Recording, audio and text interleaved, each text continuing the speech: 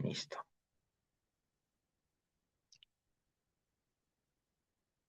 Mm,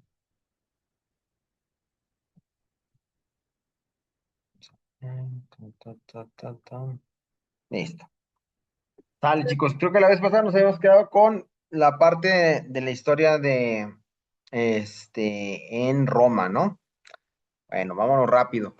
Lo que fue después de la época de los griegos vendría siendo Roma y el Bizancio, que ellos heredan pues una gran parte de la cultura médica de los griegos. Ahí, pues los romanos tenían varias escuelas de medicina varias escuelas de medicina que tenían diferentes teorías acerca de cómo funcionaban las enfermedades, ¿no?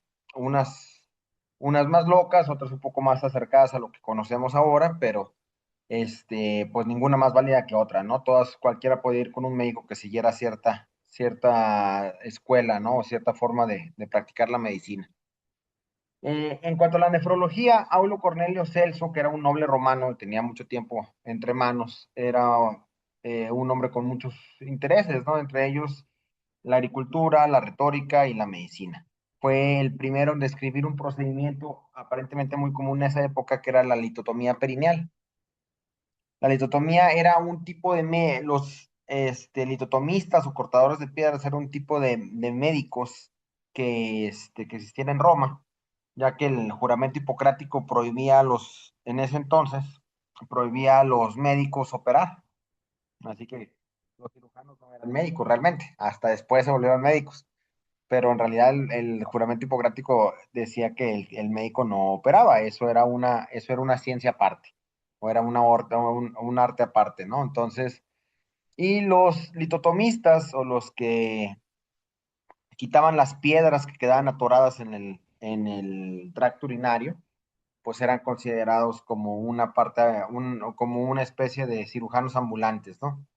Y utilizaban pues utilizaban todo tipo de herramientas, ¿no? Pero una de las más famosas son estos tipos que venden cobre, con los metían por la uretra, tratando de sacar la piedra.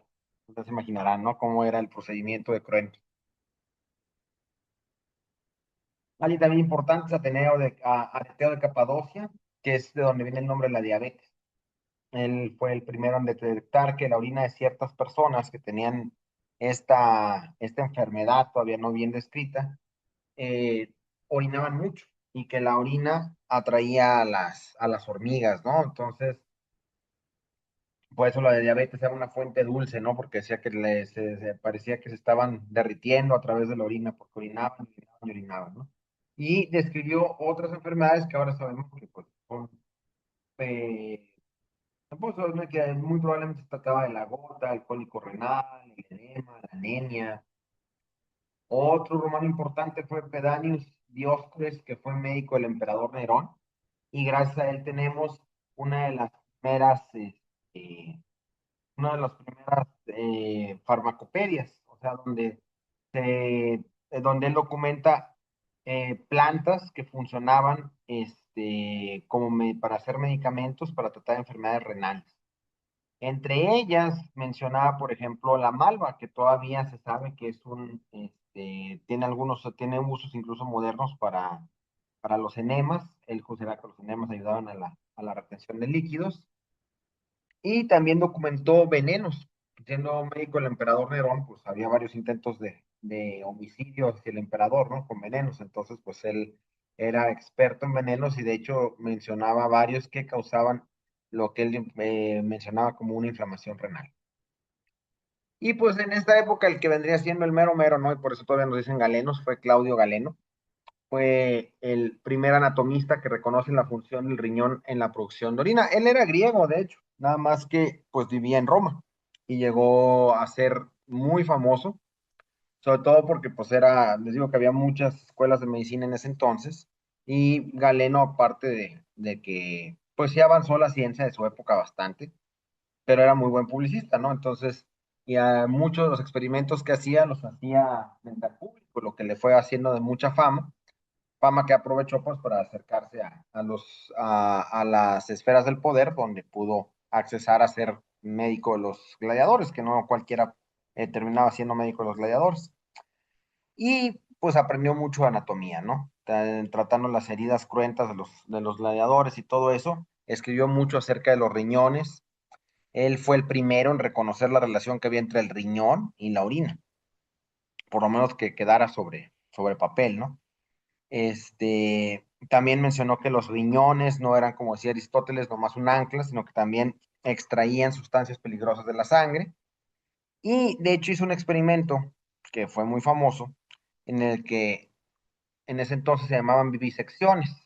Obviamente no había derechos de los animales en ese entonces, ¿no? Pero pues agarraron un animalito como un puerquito, ahí como ven en la imagen, y lo que hacían es que estando vivo el puerquito le abrían el abdomen, y lo que hacía Galeno es que le prensó los uréteres y veía si se empezaban a llenar de orina o se dejaban de llenar de orina.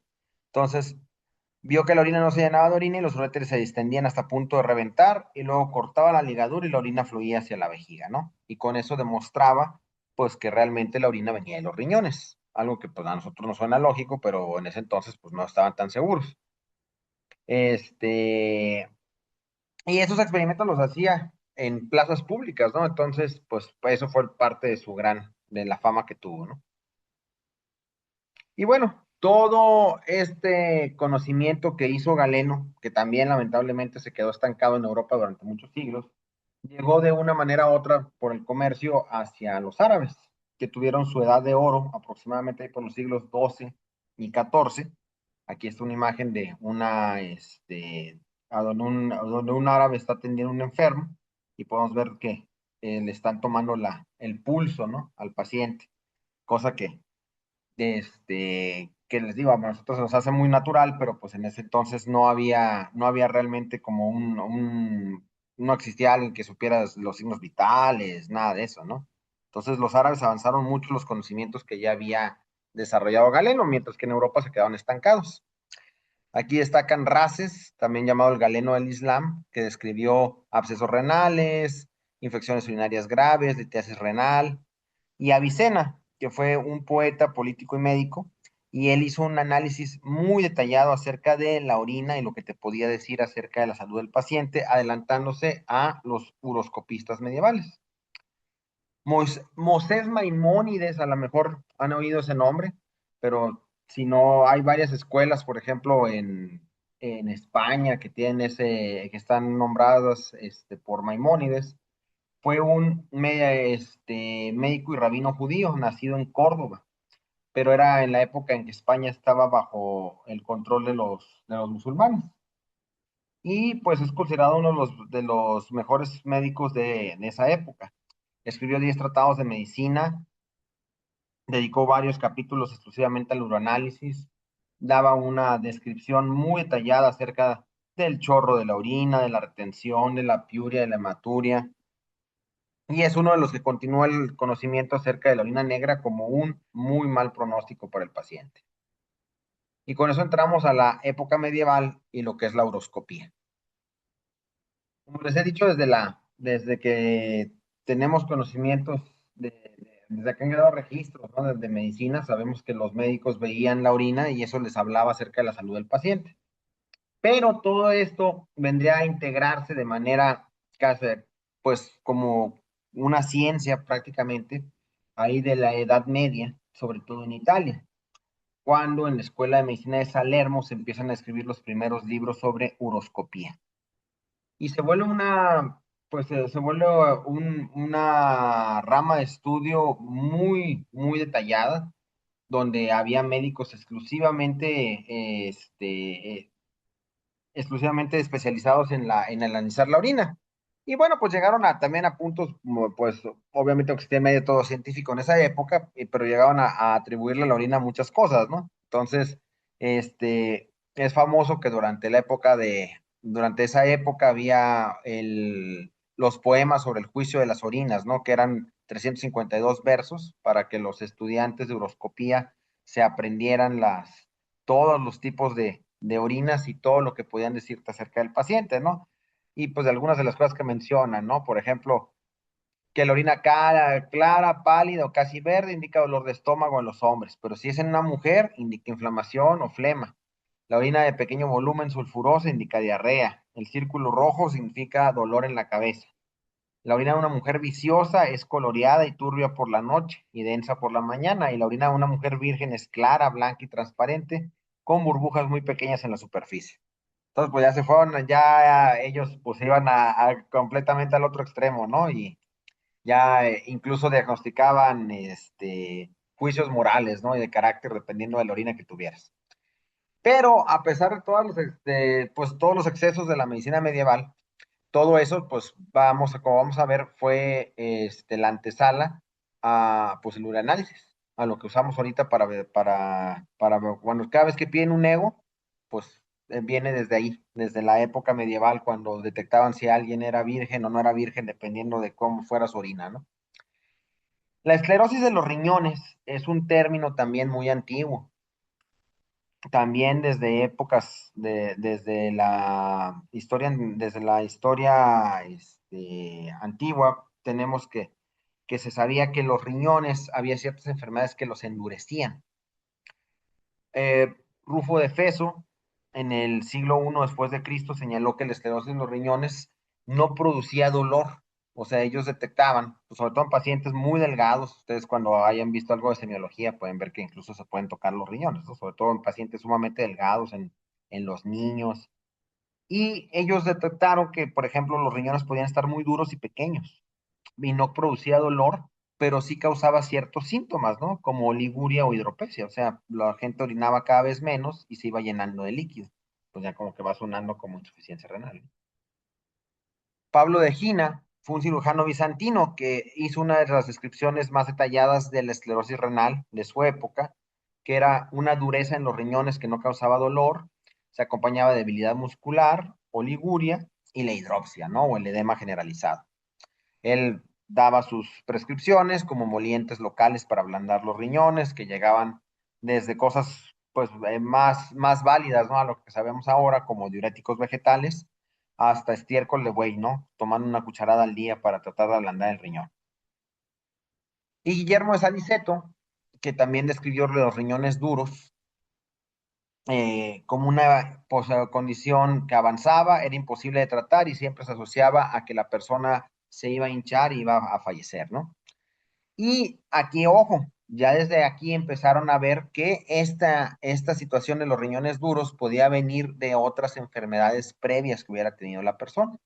Abscesos, episodios febriles intensos, empieza a tomar más sentido, ¿no? Con lo que sabemos ahora acerca de las glomerulonefritis, etcétera, ¿no? Bueno, y con el tiempo, pues todas estas enfermedades, esta dureza del riñón, pues terminaba con una hidropesia generalizada.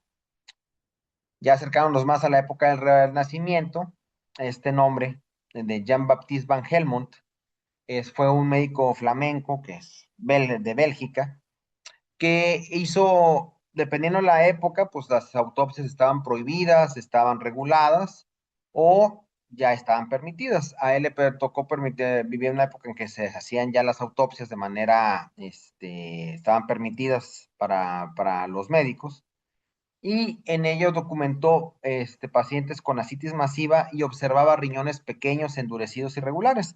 Y es la primera vez que se hace de manera no teórica, ya viendo los órganos en sí, que el riñón era el responsable de ese mal que se conocía desde mucho antes de su época, lo de la hidropesia, ¿no? Entonces, Ren Artifex Hydrops fue la forma en que él le dijo que el riñón era el que causaba la hinchazón del cuerpo. Y pues esto es una cápsula cultural, muchachos, que espero que tengan todas sus exposiciones. Pueden hablar del tema que ustedes quieran, ¿no? Cuando sean cápsulas culturales. De hecho, pues los voy a calificar, ¿no? Si no, si tienen en su exposición no ponen cápsula cultural, pues les voy a bajar, no se les va a calificar también. Entonces tienen que tenerla, pues, una cápsula cultural. Hablen del tema libre. Son 2, 3 minutos para romper el ritmo de la clase. Y pues porque también los médicos tenemos que ser cultos, ¿no? No nada más tenemos que saber de medicina. Entonces hay que saber de todo, de deporte, de literatura, de lo que quieran, ¿sale? Y bueno, esta es mi cápsula cultural. A mí me gusta el anime. Entonces, entre otras cosas, pero me gusta el anime. Entonces, Full Metal Alchemist o El Alquimista de Acero es una serie de anime creada por la mangaka Hiromu Arakawa. Ella pues viene de una provincia de Japón, se mudó a la gran ciudad en Tokio a trabajar y empezó a trabajar con varios mangakas, que son los dibujantes del manga ya en Japón, hasta que finalmente tuvo su oportunidad ella de sacar su propio cómic, que fue Full Metal Alchemist, ¿no? Su propio manga. La serie consta de 108 capítulos, el último se publicó en julio del 2010 y se recopila en 27 volúmenes. Hay dos animes, pues yo creo que todo el mundo les va a recomendar el segundo, que es el que se hizo fiel al anime y es el que tiene un principio y fin, digo, fiel al manga y un principio y fin, pues se coincide con el manga. El anime del 2003 al final tuvieron que sacarse el final, este, inventado los animadores porque pues todavía no terminaba el manga, ¿no? Entonces, las dos series son buenas, pero por la mejor es la del 2009. Y después de eso ha trabajado en sus otros mangas como Noble Farm, la leyenda histórica de Aslan, pero pues nunca ha tenido el éxito que tuvo el Full Metal Alchemist, ¿no? El Full Metal Alchemist ocurre en un universo ficticio donde existe la alquimia, y es como un mundo de fantasía, ¿no? Que replica como la Europa de los años 30, ¿no? De la época en que aparecieron los nazis y todo eso, ¿no? Actualmente todavía se considera como uno de los mejores mangas de la historia, donde quedó en un ranking, en una encuesta realizada por una televisión japonesa, en el número 9 de los mejores mangas de la historia. Y bueno, aquí, ahí conectándolo vagamente con el tema, uno de los personajes que sale ahí es este personaje que se llama como una de las personas que hizo historia en la historia de la nefrología, entrando ya casi al Renacimiento. Y es Theophrastus Bombastus von Hohenheim, conocido también como Paracelso, y conocido también como el personaje que es el enlace entre lo que es la magia, el pensamiento mágico, la alquimia, con la medicina, con la forma de medicina moderna, ¿no? Él era suizo, estudió medicina en varias ciudades europeas, un personaje muy interesante, si después lo quieren investigar, puede ser muchas leyendas alrededor de él. Se dice que él estaba en contra de que el conocimiento nada más lo tuvieran los médicos, entonces cuando daba sus clases de medicina, él invitaba a gente del pueblo a que las escuchara y pues eso hacía enojar pues a los directivos, ¿no? De las escuelas de medicina y lo corrían, ¿no? Era un médico errante, o sea, el bien sin mirar a quién, pero pues también al mismo tiempo, pues muy parte de su época también era un gran alquimista, ¿no? Él creía mucho en la alquimia, en la piedra filosofal, en encontrar un químico que pudiera curar enfermedades, transformar un elemento en otro, etcétera, ¿no?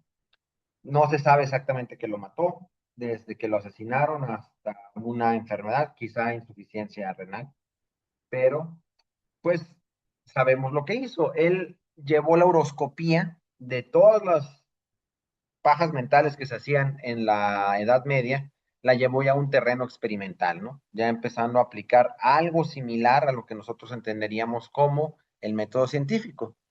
Y dijo que no solo bastaba con ver la orina, ¿no? Sino que había que hacerle algo a la orina para saber de qué estaba compuesta. Entonces, él lo que hacía era, por ejemplo, calentar la orina y detectó que la orina que se cuajaba tenía ciertas cualidades diferentes a la que no, ¿no? Y en lo que pasaba, pues es que estaba detectando la proteína en la orina. Y aparte detectó que esa precipitación en la orina, de esa sustancia, que en realidad era la albúmina, pero pues él no lo sabía, era una advertencia, ¿no? De que esa persona se iba a enfermar eventualmente de la enfermedad de los riñones. Obviamente, pues él tenía sus prescripciones como el mercurio, que ahora sabemos que no es, que es precisamente nefrotóxico, entre muchas otras cosas, pero pues el gran valor que tiene es los avances que hizo acerca de la horoscopía, tanto calentarla, detectar los elementos que tiene, así como pesarla, ¿no? Que es parte también de lo que hacemos, la medición y la gravedad específica del análisis de la orina. Tiene un epitafio en Salzburgo, donde se supone que está su tumba actualmente, si algún día viajan por allá. y ahí pues se le menciona, ¿no? Le dejan un epitafio muy bonito por todas las cosas que hizo y por toda la gente a la que ayudó mientras vagaba por Europa, ¿no? Ya más metidos en el Renacimiento, en Italia, en la escuela de Padua, Andreas Vesalius es uno también de los médicos de esa época más famosos. En lo que hizo, escribe el De Humani Corporis Fabrica, que es considerado hasta la fecha una pues, de las obras maestras de la literatura médica, donde escribe de manera increíblemente detallada y con un arte para dibujar admirable la anatomía humana como nunca antes se había hecho, con más de 700 páginas de ilustraciones anatómicas. Entre ellos, describe a gran detalle el riñón de manera macroscópica, ¿no? Su anatomía, su cápsula, su corteza, su médula, la pelvis renal, como nunca lo habían hecho anteriormente, ¿no? Lamentablemente todavía le tocó vivir en una época muy influenciada por Galeno. Imagínense, casi 5 siglos había pasado desde Galeno y no había avanzado mucho la medicina en Europa. Entonces, realmente no sabían mucho de cómo funcionaba el riñón, aparte de que hacía pipí, de que por ahí salía, de que producía la pipí. Pero en términos anatómicos, pues, Versalius avanzó bastante. Tendremos que esperarnos casi un siglo después para que Marcelo Malpighi ya con los avances que había ocurrido en microscopía, gracias a todos los avances que hicieron durante ese siglo en cuanto a las lentes para poder ver las cosas microscópicas, empezó a analizar los riñones en el microscopio. Y escribe un libro muy famoso que se llama De Renibus, donde describe los glomérulos renales, también llamados corpúsculos de Malpighi, ¿no? Pues en honor a él. Y es una técnica muy innovadora. Lo que hace es que él, ya conociendo pues los intentos de microscopio de su época, logra juntando los lentes llegar a un aumento de por 30, ¿no? Y aparte le inyecta un tinte a los vasos renales, lo que hace que pueda todavía detectar más la anatomía, ¿no? Son las ilustraciones que puso en su libro, todos famosísimos. Si ustedes van a Europa, están en museos todos esos libros. Y pues hacen descripciones muy poéticas, ¿no? De los glomérulos. Dice, se volvieron negros, colgando como manzanas de los vasos sanguíneos, que hinchados por el líquido negro parecen un hermoso árbol. Entonces, pues hallazgos claves fueron la descripción del glomérulo, las pirámides medulares, los túbulos colectores y la apertura de conductos en la papila, ¿no? Básicamente, pues fundó la anatomía microscópica, incluyendo la renal.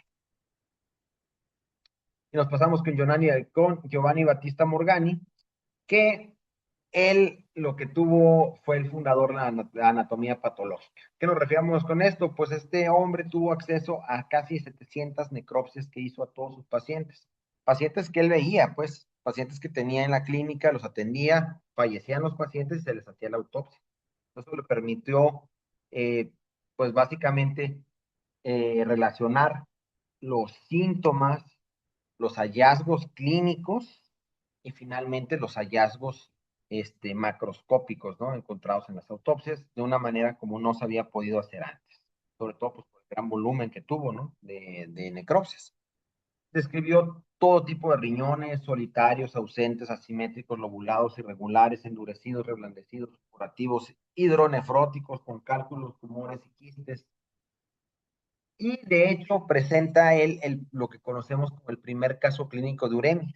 Obviamente no le tenía ese nombre, pero pues él describe todo el caso desde que llega esta persona a su cuidado, cómo empeora y cómo finalmente fallece y se le hace la autopsia.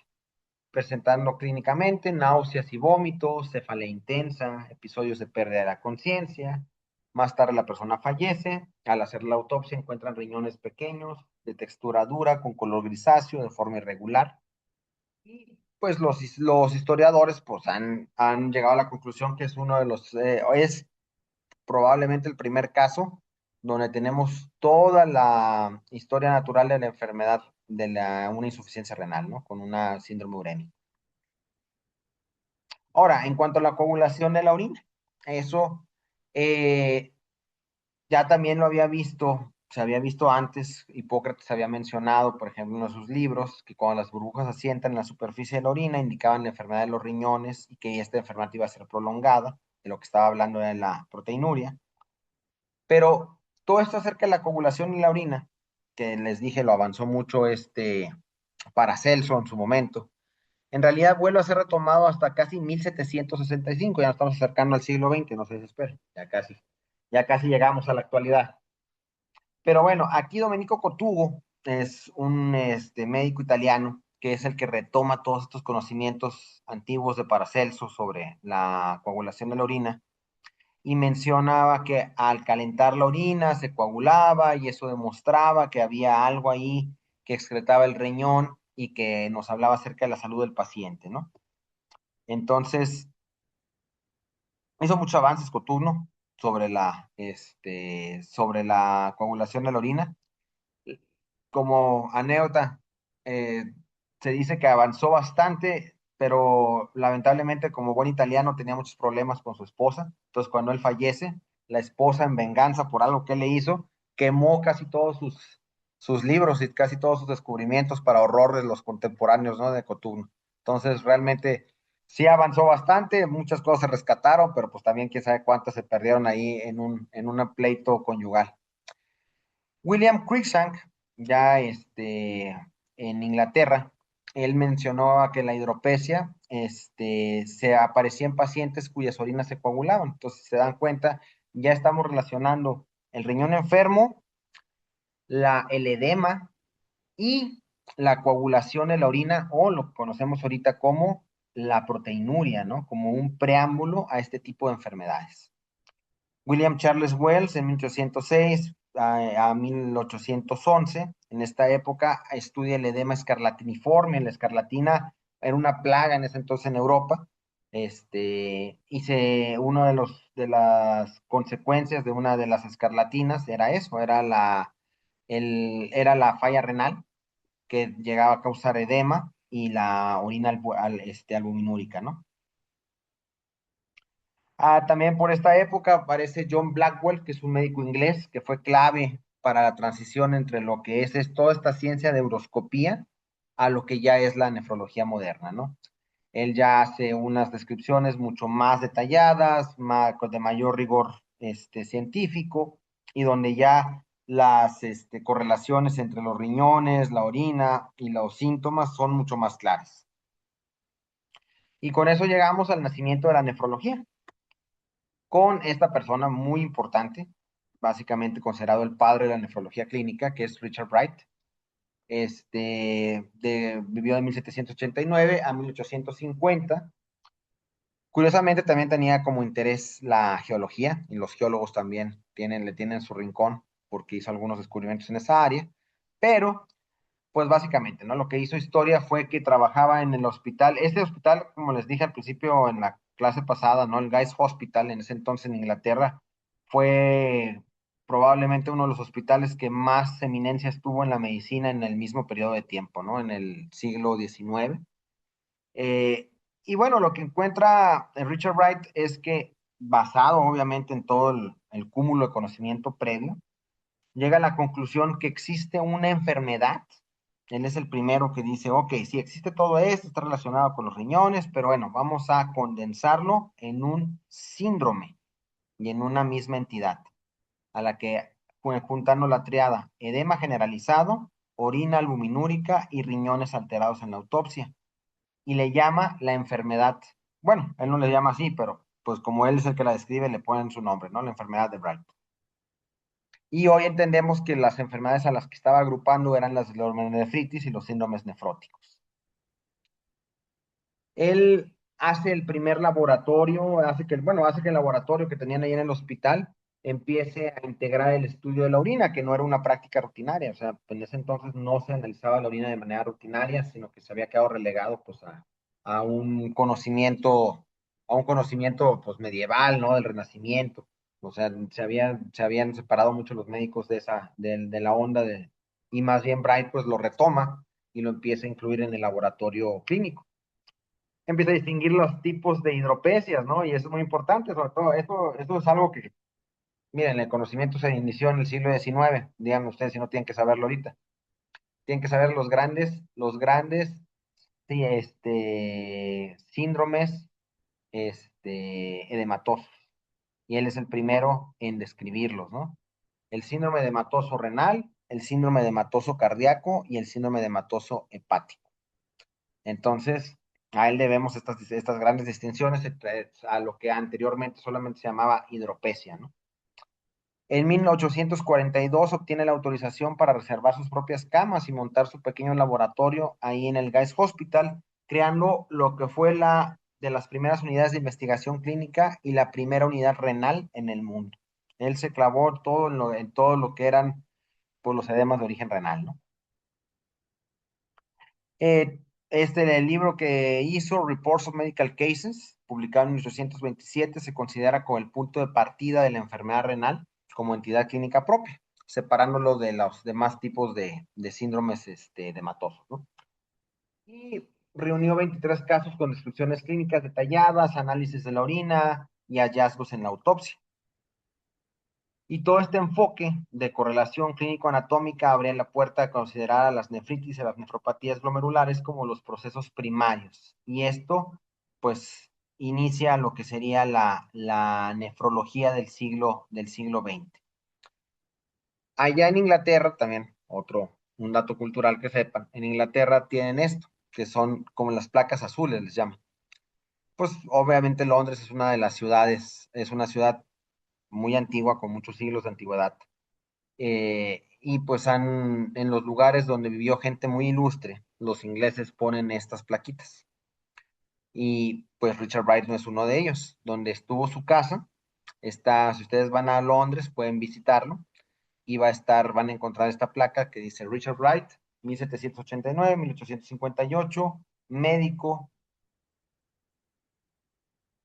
Y bueno, posteriormente de lo que sacó de todos los descubrimientos de Richard Wright, lo retoman después los alemanes Franz Bollhardt y Theodor Farr, y ellos son los que integran, o bueno, desmenuzan la enfermedad de Bright en tres grupos.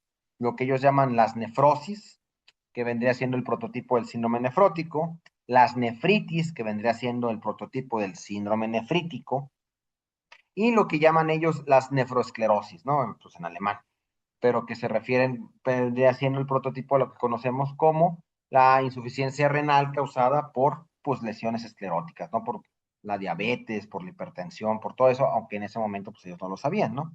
Pero ya empezamos a desmenuzar las causas de la enfermedad renal. Ya sabemos que existe, ya sabemos que hay una enfermedad de Bright, ya sabemos sus síntomas, entonces, pues los que heredan este conocimiento, los que lo siguen desarrollando, pues ahora van a ver cuál es la causa de esto. Empieza a mencionarse también el término de nefropatía hipertensiva. Y bueno, pues con esto también retomar algo sobre lo que es la hipertensión y la nefrología. William Harvey demostró, aquí William Harvey fue un médico inglés muy importante, que fue el primero en demostrar la circulación de la sangre. Y aquí en esta pintura muy famosa, le está demostrando al rey Carlos I cómo la sangre fluía, que pues también les digo, parece un conocimiento sencillo, pero en ese entonces había todo tipo de teorías, ¿no? A través de la historia. Mucha gente decía que las venas, muchos médicos decían que las venas lo que transportaban era aire y que la sangre era más bien lo que exudaba la piel cuando la cortabas, ¿no? Había todo tipo de ideas y sin embargo William Harvey es el primero en demostrarlo, ¿no? De manera tan famosa pues que acabó frente al rey. Rápidamente déjenme mencionarles lo que sabemos de la circulación arterial y de la hipertensión. William Harvey que hace su libro de Motus Cordis, donde demuestra que la sangre circula impulsada por el corazón como si funcionara como una bomba. Giovanni Alfonso Borelli, más adelante, habla del corazón como un modelo mecánico, como una bomba que impulsa la sangre. Más tarde, Stephen Hales, que era, por cierto, aparte, no era médico, era más bien un cura, un padre, ¿no? Eran los protestantes. Entonces él, pues raro para un padre, pero pues hace sus experimentos medio. medio, medio sangrientos, pero lo que hace es que conecta a la arteria femoral de una yegua un tubo de vidrio y se observa que sube una columna de sangre con cada latido, ¿no? Pudiendo más o menos calcular lo que era una especie de presión que llevaba la sangre de la yegua. Y con eso pues empezamos a entender que no solo la sangre fluye por las arterias y por las venas, sino que aparte lleva una presión. Y bueno, ya también antes se tenía una idea que el corazón tenía algo que ver con la presión arterial y que cuando el corazón tenía algún problema, pues podía causar cambios en el mismo. Jean-Baptiste Enac lo menciona, pero no habla, obviamente él no sabía de la presión, pensaba que más bien era un problema con las válvulas del corazón, y es de los primeros en mencionarlo, y siglos después lo retoma Samuel Wilkins, que si se dan cuenta, por la época, 1853, y en Guy's Hospital, coincide también con Richard Wright, ¿no? Y él describe casos de arterias escleróticas e hipertrofia cardíaca, pero sin lesión renal evidente, ¿no? Entonces, él dice, bueno, pues si no hay una enfermedad renal, pero las arterias están escleróticas y la hipertrofia del corazón, debe haber algo que se esté dañando que no tiene que ver con el riñón. Entonces, ya más cercanos al siglo XX, Henry Houchard describe la plesclerosis o arteriosclerosis como una enfermedad cardioarterial primaria y empieza a anticiparse a lo que se llama la hipertensión arterial, ¿no? Más adelante, Sir Clifford Allwood populariza el tema de la hiperpiesia, o una especie como de condición que tiene que ver con algo de la presión en la sangre, pero que puede causar la enfermedad de Bright. Y pues con eso nos vamos con toda la gente que ha contribuido para llegar a lo que ustedes conocen, a lo que ahorita actualmente usamos como el baumanómetro, ¿no? Jean-Louis Marie Pociol hizo el hemodinamómetro tratando de encontrar la forma de detectar la presión con la que se movía la sangre por las arterias. Carl Ludwig hizo el quimógrafo. Jules Harrison en 1874 diseña el esfignómetro. Jean Fabre hace registros que ya empiezan a ser útiles clínicamente fuera de los experimentos fisiológicos. Etienne Jules Marey en 1860 lo perfecciona ya de manera de algo que ya se podía utilizar en los pacientes. Y finalmente empezamos a llegar a lo que es el esfigomanómetro clínico, con varias alteraciones que van haciendo varios médicos a lo largo de esos años. Y finalmente llegamos con las contribuciones del ruso Nikolai Korokov. Los que han escuchado los ruidos de Korokov, vienen el nombre de él, ya que él es el que los describe y los clasifica. Y finalmente, pues continuamos con lo que es ya teniendo la manera de poder medir la presión, teniendo el concepto de la presión arterial, pues podemos llegar a lo que es el término de la fibrosis arteriocapilar, o lo que vendría siendo la enfermedad renal hipertensiva. Entonces, aquí donde el que más destaca es Frederick Mahomet, que es un médico de ascendencia india irlandesa, también en el Guy's Hospital, también contemporáneo de Richard Wright, que empieza a tener un interés particular acerca de la presión arterial. Ya tiene los instrumentos para medirla de manera sistemática en los pacientes y llega a la conclusión de que la enfermedad de Bright no solamente es precedida por un estado prealbuminúrico, o sea, no solamente esta enfermedad de que describió Bright, no solamente la precede el que el paciente empiece a orinar proteínas, la precede muchas veces que el paciente tenga la presión alta, ¿no? Ya, y a eso lleva al concepto de lo que sería la nefroangiosclerosis hipertensiva. El término continúa avanzando, lo desarrollan más adelante, ya a principios del siglo XX, los alemanes Erich Frank, George Janeway en la escuela ya norteamericana. Y entrando ya también se detecta, ya a principios del siglo XX se empieza a saber que la presión va a causar problemas en la retina, en otros órganos. Se desarrolla el oftalmoscopio en 1851, más adelante se desarrolla con las observaciones del oftalmoscopio por Richard Liebridge, la retinitis albuminúrica que le llaman. Y finalmente la clasificación que actualmente todavía utilizamos de la retinopatía hipertensiva de Katie y Wegner. Y por lo que sabemos actualmente el riñón, la sal y el sistema renina-angiotensina, siempre se ha sabido que la sal, pues ha sido muy importante en la historia de la humanidad, ¿no? También si ustedes han escuchado algo de historias hubo hasta guerras que se pelearon por sal. Los japoneses, los luchadores de sumo, se avientan sal de manera ritual, ¿no? Hacen un ritual con sal. Ahí en la ilustración de abajo, sabemos que los romanos tenían un lugar especial para el salero en la mesa, ¿no? Por toda Entonces, siempre se ha sabido que la sal es importante, si no es que indispensable para la salud humana, pero también ya por estas épocas se empieza a detectar que tal vez el exceso de sal pudiera tener que ver con problemas de salud. Y en la historia de la medicina se les conoce como los detectives de la sal a este grupo de personajes. George Fernand Isidor Weidel, Hermann Strauss, Leo Ambart y Henry Beujart. ¿Eso por qué? Porque estos médicos a principios del siglo XX son los primeros en relacionar el exceso de consumo de sal con la enfermedad. Obviamente opuestos al resto de sus colegas, ¿no? La mayoría de los médicos no pensaban eso, ¿no? Entonces ellos fueron en contra de la corriente médica y veían que los pacientes empeoraban, los pacientes sobre todo que tenían problemas renales, cardíacos, empeoraban al agregarle sal a su comida y al restringirla, pues mejoraba.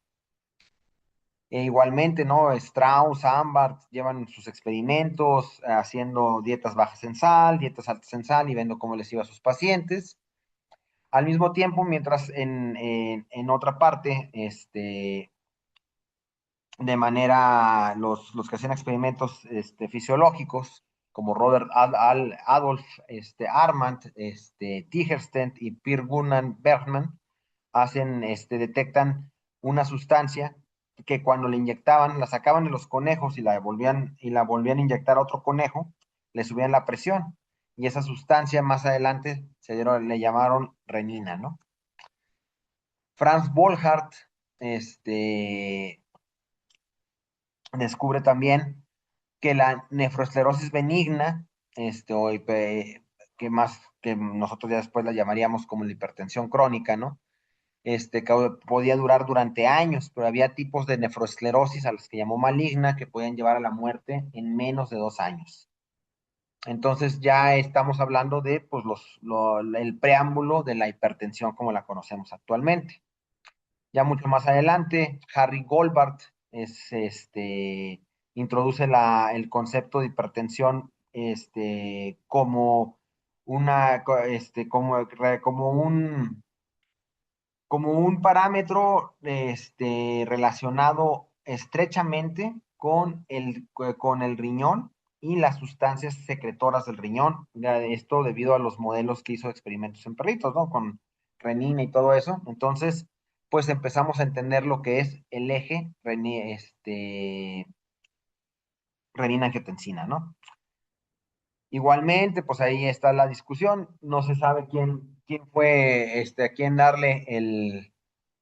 darle el crédito. Si a la escuela ya tienen clase. Ahorita a las 7:55 acabamos, doctores, ¿eh? No se preocupen. Si a darle el crédito a la escuela inglesa o a la escuela argentina, pero los dos parece que al mismo tiempo detectaron, podían aislar el péptido circulante. Finalmente se pusieron de acuerdo entre las dos escuelas de los dos equipos científicos y deciden nombrarla angiotensina. Y bueno, pues finalmente se hace lo que es la teoría del mosaico, ¿no? Que la hipertensión no tiene una causa única, sino que la hipertensión era producto del ambiente, del sistema nervioso, del corazón, de los riñones y de varios otros aspectos, ¿no? Entonces, pues eso, si se dan cuenta, finalmente es el modelo que actualmente manejamos, ¿no? Es el modelo en el que pues, le recomendamos al paciente hipertenso que no coma sal, etcétera. Sabemos que la presión arterial causa enfermedad renal cuando no está bien controlada, y asimismo el riñón enfermo va a causar hipertensión arterial. Y pues todo este conocimiento no es de gratis, ¿no? Viene a través de una gran gama de médicos que estuvieron antes de nosotros. Ya la siguiente clase, muchachos, les voy a dar lo que es un pedacito al último, lo que es los últimos 50 años, nada más para que se den una idea de lo que es la biopsia renal, la diálisis, el origen de la diálisis y lo que es el trasplante. ¿Sale? Entonces, con esto terminamos la clase, ya los dejo ir. Yo creo que el día de hoy subo las otras dos clases que me quedaron pendientes y esta, a ver si una vez la subo. Y les empiezo a dar su temario, ¿sale? A ver si hoy mismo les doy los temas para que ya empiecen a desarrollar ustedes sus exposiciones. Faltaría la clase otra que les dije y las que les voy a dar yo de anatomía y fisiología renal.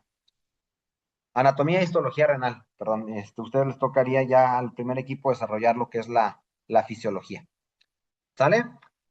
Cuídense, muchachos, nos vemos. Gracias, Eduardo. Hasta Gracias, luego. doctor. Hasta Gracias, luego. Eduardo. Hasta luego. Hasta luego.